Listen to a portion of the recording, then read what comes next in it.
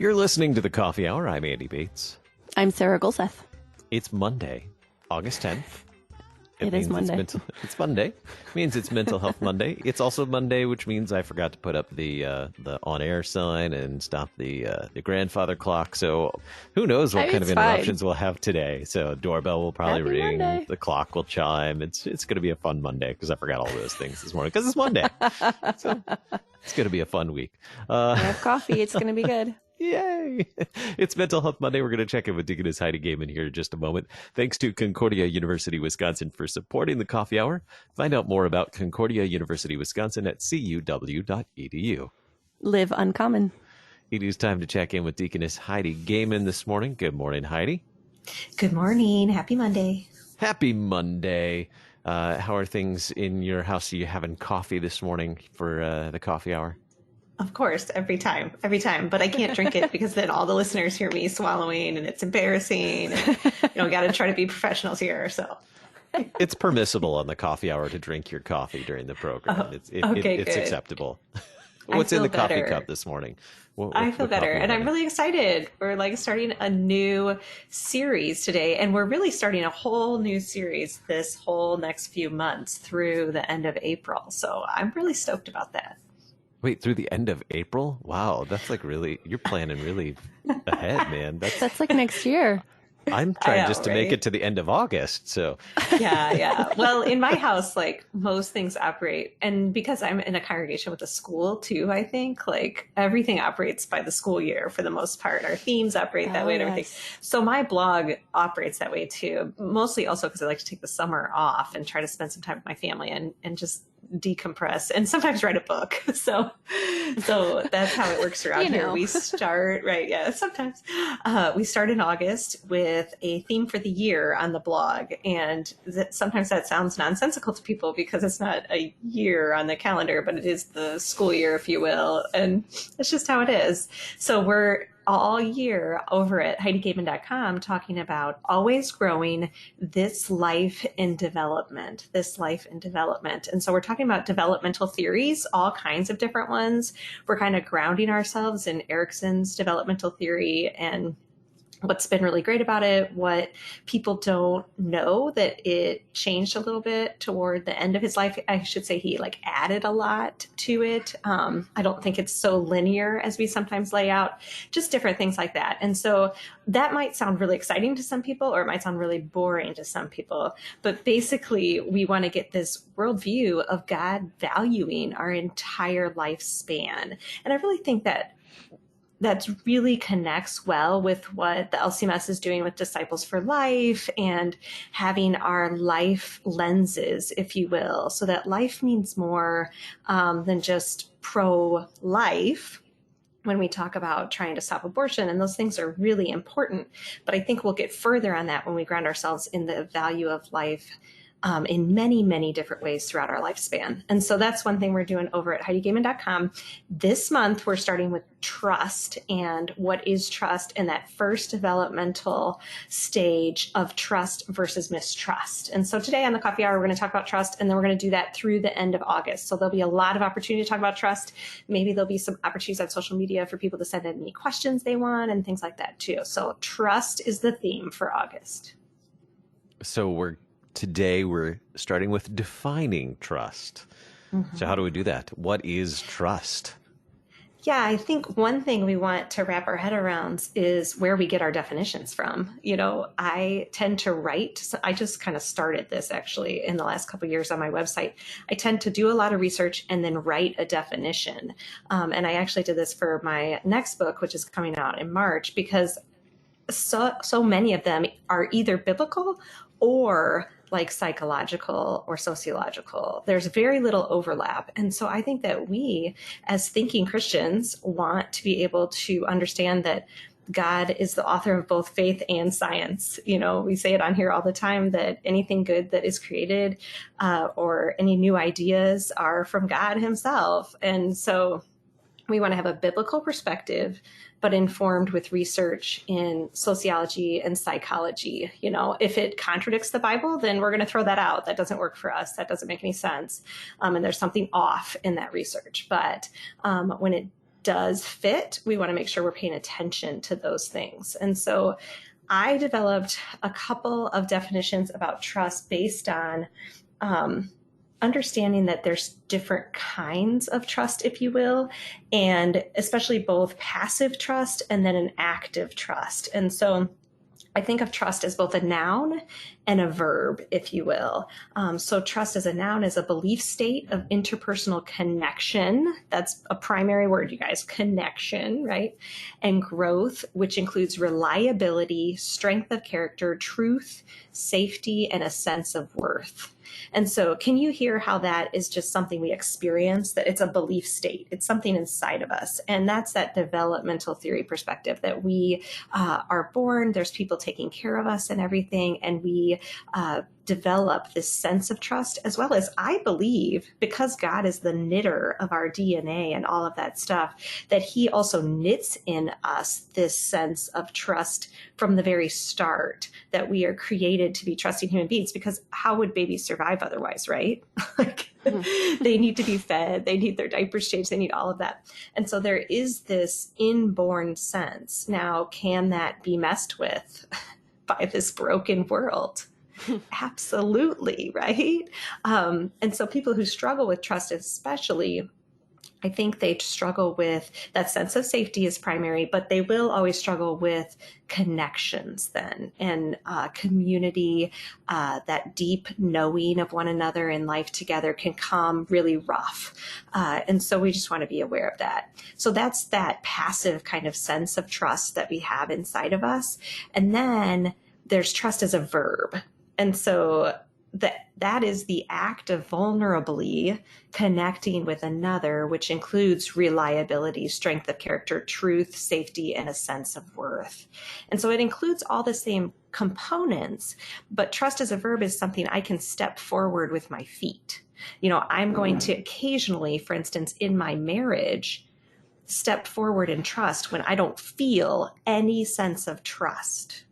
Now, the beauty of a place like marriage and its level of intimacy is that there is oftentimes various kinds of trust, various different things that feed each other to build trust. And it's not just like a one-time thing where we meet and greet each other or something like that. Instead, there's this like built level of intimacy that makes trust much more multifaceted and in some ways easier to get back, and also easier to lose because the hurt is so large at times. So that's kind of a basic overview of trust.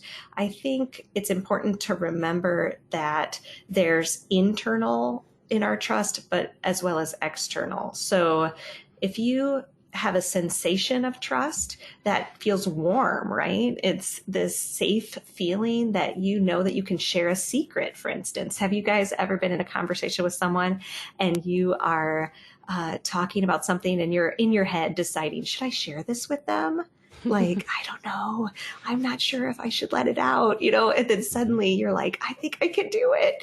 And you let it out. And that, when it's received with grace, when you feel that sense of safety, that is trust alive inside of you. And it's a very visceral experience. It's related to your spinal cord and your brain connecting. And that is a really unique thing. And I think God gives us those sensations so that we want to connect further and deeper and continue this relationship. So that's a little bit about trust.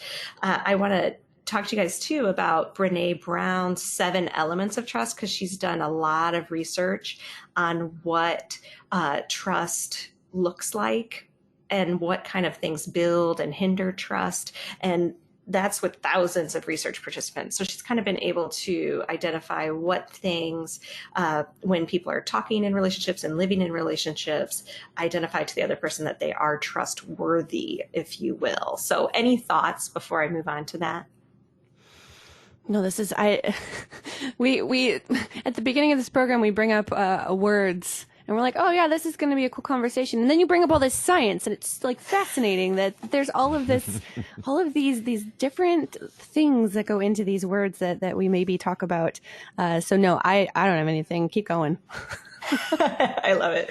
I love it. Yeah. Sometimes I feel like a little bit of a download, but it takes, a full year of study for me to figure these things out to be able to share them with you guys. So I do think connecting that biblical perspective with that science is such a powerful thing. It's really cool. And so we want to understand, and again, we will look at some of the elements of trust. So there's 7 elements according to Brene Brown. And I'm sure there's imperfections in this theory, but this is simply from research participants talking about their experiences and commonalities found within them.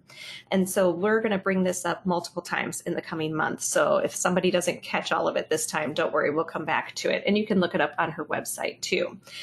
So the 7 elements, according to Brene Brown, of trust are boundaries, which I think is interesting that one comes out first, that there are boundaries involved in trust. I think sometimes as humans, we think the opposite, that real trust is when we have no boundaries or we don't have to have boundaries with one another. But honestly, we just weren't created like that. And especially in a broken world, we were not created for that or to exist like that. With Christ alone is the place where our boundaries drop, because he is completely and utterly safe and will never disappoint us. But keeping in mind that he's still God of the universe. So there's some boundaries in the relationship because we are different at our base, at our core. So boundaries is the first element. Reliability, which showed up in my own definition, which reliability is showing up. If I ask something of you, you may not have to do that every time, but you're going to show up pretty consistently in my life in various ways. The third element is accountability.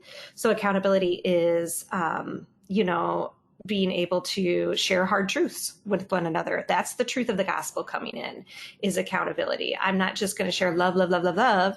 I'm going to share love in truth. I'm not going to be fake. And so that's an important piece of trust. That's real relationship when we can hold each other accountable. The fourth one is the vault, which is one of my favorite. And the vault is really about keeping secrets, but not unhealthy secrets, keeping each other's private stuff private, if you will. And also, this is an interesting thing, keeping other people's stuff private. So if you and I are in trust, I'm not telling you stuff that someone else told me. That's really important. And I think we'll talk about that one a lot more. The last 3 are integrity, which is really about consistency, that I have a consistency of character. And you can see how if we're studying biblically and finding our identity in Christ alone and looking into the word about what he wants for our lives and for ourselves, we're going to be able to show more integrity. We're going to have a strength of character in who we are and respond consistently to someone. They know what they're going to get. And then non-judgment, which we're going to talk about a whole lot, and generosity. And so there's this, I think this is cool. I think generosity, if you look at it biblically, is really grace. This sense that there's first article gifts, as Andy likes to call them, over and over and over again, I think, to remind me that's what they are. But then also this sense of grace in the cross, that I have forgiveness. And so I have been given much. And so I can give much to you. And so those are Brene Brown's 7 elements. Like I said, I feel like they do ring true a lot with biblically what God has provided for us in this sense of trust. And I think after the break, we're going to talk more about that biblical idea of what God has to say about trust. You're right. Thanks for the reminder. We need to take a break. I was just because I was still thinking about this as I was reading over them, and we can come back to this after the break. As I was reading over them, I kept hearing the 8th commandment over and over again as how we build trust. When God has given us these commandments to learn about honoring and loving Him and how to honor and love our neighbor as well, and all of these, I think, were some example or related to the 8th commandment. We'll continue that conversation, though, here in just a moment. You're listening to the Coffee Hour. We're talking with Deaconess Heidi Goehmann for Mental Health Monday. We're talking about trust. We'll be right back in just a moment. I'm Andy Bates. I'm Sarah Gulseth.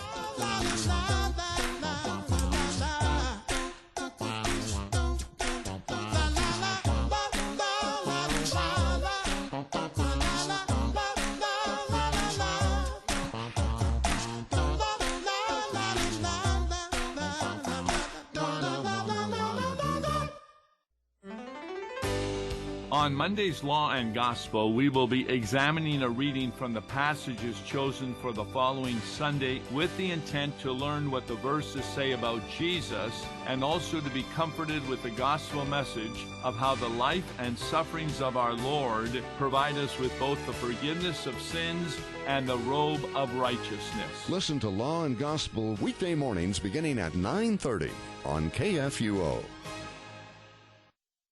You're a miracle. You know that, right? A living, breathing, one-of-a-kind miracle. You were created to stand apart, to share your gifts in the service of others, to make an uncommon impact in a common world. And at Concordia University, it's our mission to help you do that, to live uncommon. To learn more about Concordia, go to cuw.edu.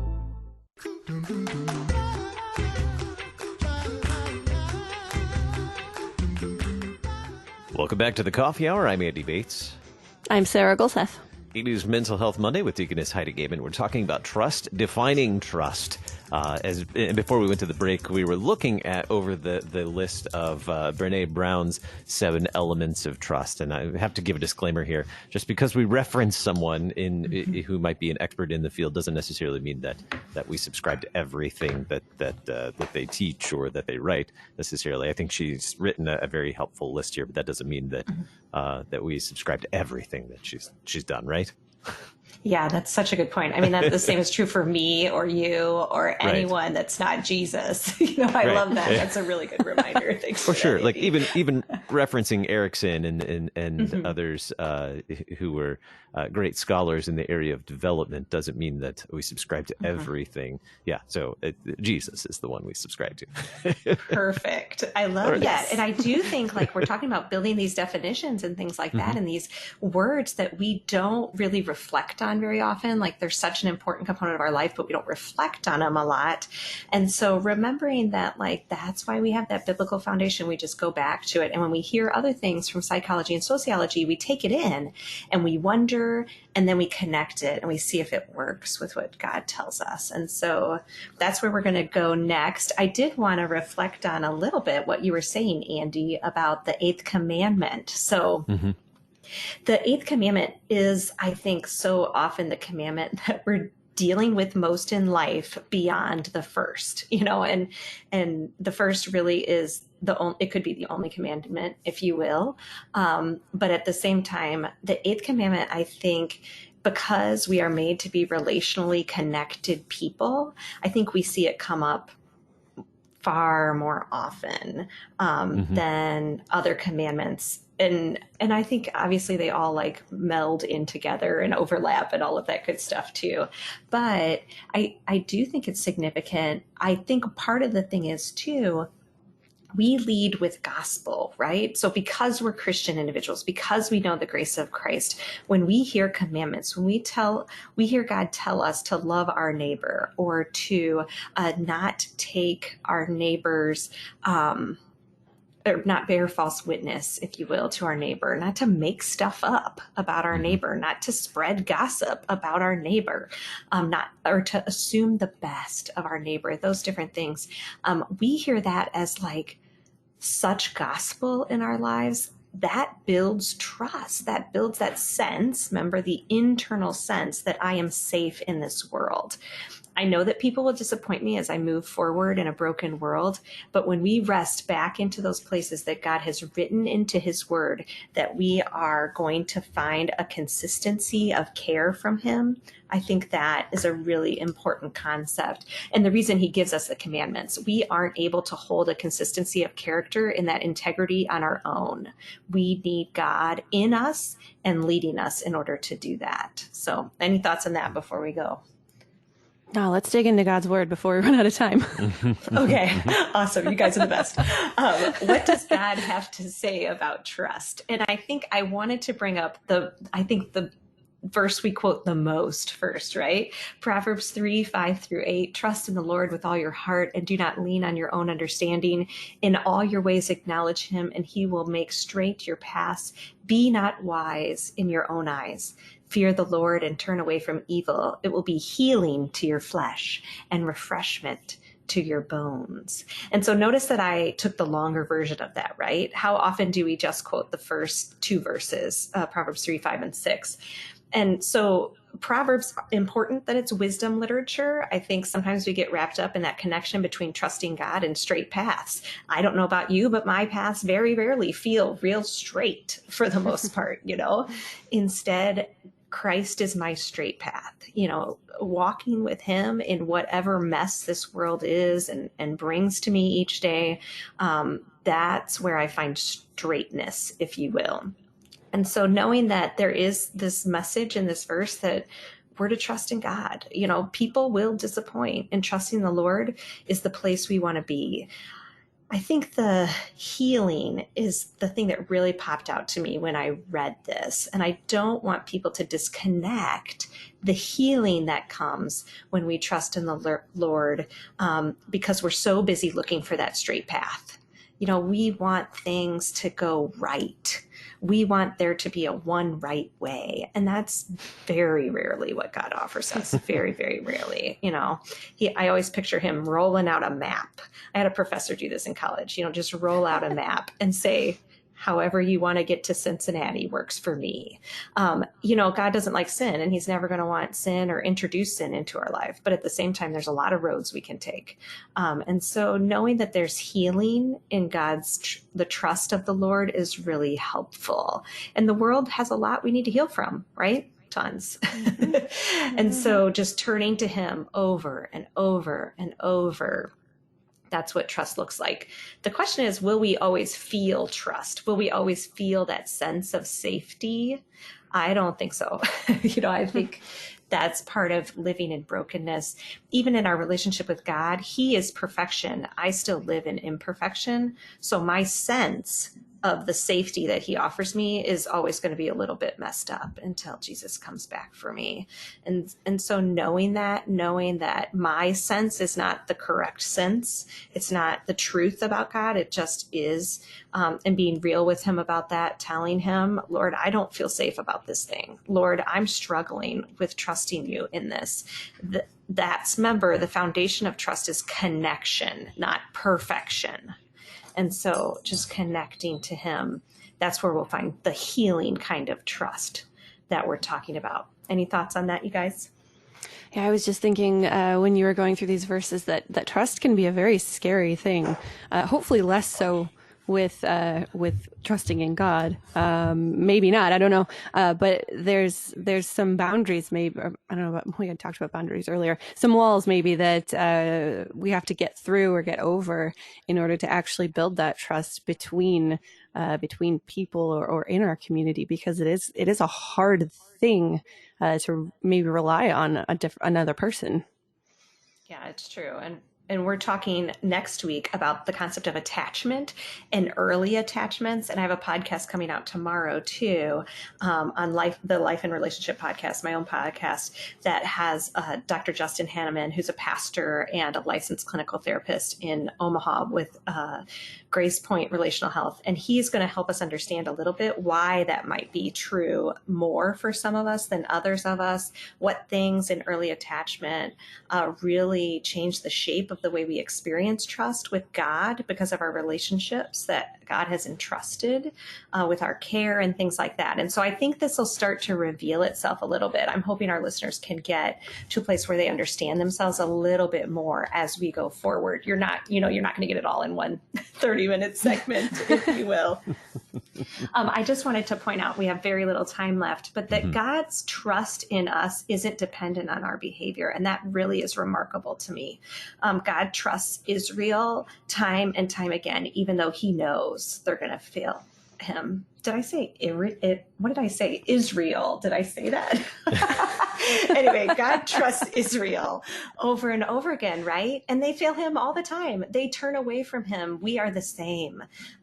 God still puts his trust in, I think, Christ in us. And that gives me hope. You know, I am going to fail, but Christ in me is what God looks to when he's thinking about trusting me and having a relationship and continuous connection with me.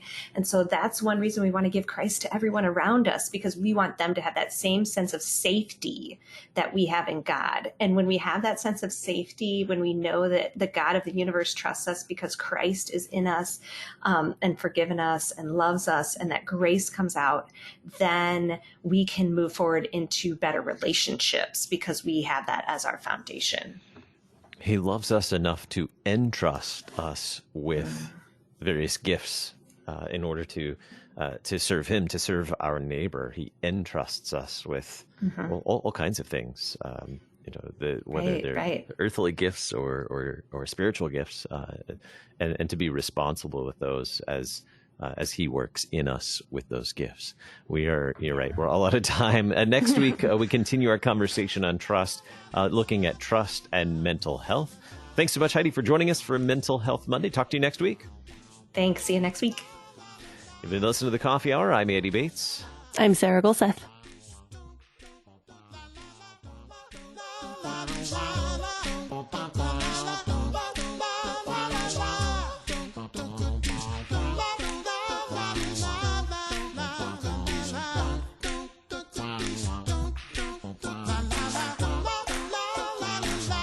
The Coffee Hour with Andy and Sarah is a production of KFUO. To support the Coffee Hour and KFUO Radio, visit KFUO.org. You can also text KFUO to 41444 or send an email to gifts@KFUO.org. And you can call us at 800-844-0524. KFUO. Christ for you, anytime, anywhere.